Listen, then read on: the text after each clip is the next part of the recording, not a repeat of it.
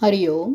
भगवद्गीता बोध योगदास श्री जयगणेश जोशी यांनी केलेले निरूपण. अध्याय 14 गुणत्रय विभाग योग.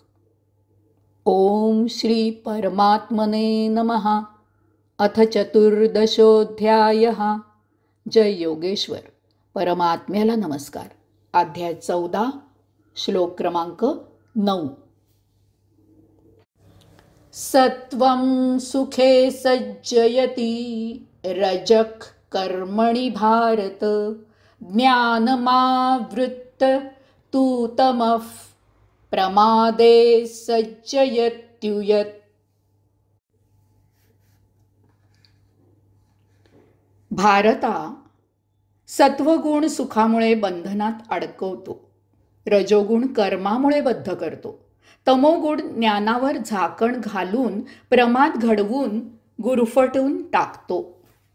श्लोक क्रमांक 6, 7 आणि 8 यामध्ये सत्व, रज आणि तम या गुणांबद्दल भगवंत श्रींनी जे सांगितले त्या तिन्ही गुणांचे सार या श्लोकात संक्षिप्तपणे ते पुन्हा सांगत आहेत. हे सांगायचे कारण म्हणजे आता पुढील श्लोकातून या त्रिगुणांबद्दल सविस्तर माहिती करून घ्यायची आहे. सत्वगुण सौख्यामधून बंधनात अडकवतो. सत्वगुणीला त्याच्यासारखा सत्वशील, शांत, सद्गुणी वगैरे कोणीही नाही असा अभिमान होतो.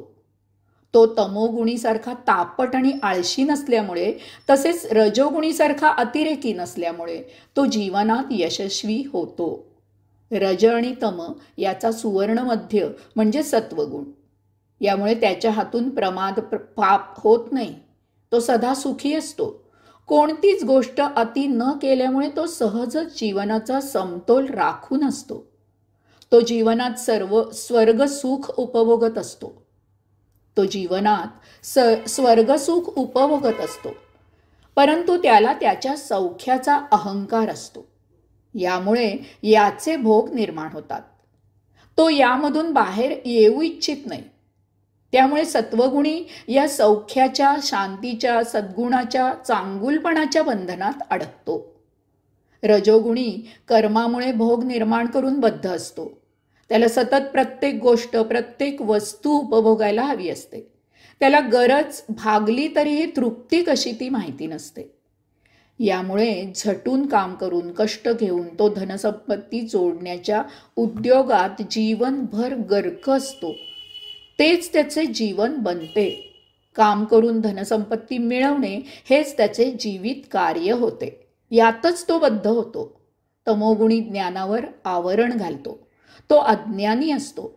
त्याला शरीरापलीकडे काहीही माहिती नको असते.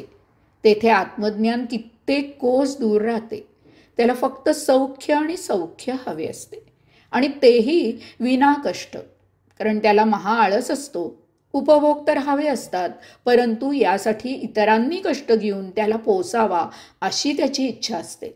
सर्व जग आपले गुलाम असावे अशी त्याची इच्छा असते. उपभोग पाहिजे असूनही सौख्यासाठी त्याला काहीही करायला नको असते. यामुळे इतरांनी त्याची सेवा करावी यासाठी त्याच्याकडून प्रमाद होतात. त्याचे भोग संचित होतात आणि ते संचित तमोगुण गुरफटून टाकते. अशा प्रकारे देहादी इंद्रियांच्या सत्व, रज आणि तम अशा 3 गुणांमुळे भोग निर्माण होऊन आत्मा संचितात बद्ध होतो आणि मुक्तीला वंचित होतो. प्रत्येक व्यक्तीत हे तिन्ही गुण असतात. त्यापैकी कोणता तरी एक गुण उफाळून येतो आणि तो उर्वरित 2 गुणांना निष्प्रभ करतो. या गुणामुळे भोग निर्माण होतात आणि आत्मा त्यात बद्ध होतो. हे असे अव्याहत सुरू राहते. हे न संपणारे वर्तुळ आहे. यामधून मुक्ती कशी प्राप्त करावी ते आता पुढील श्लोकातून पाहायचे आहे.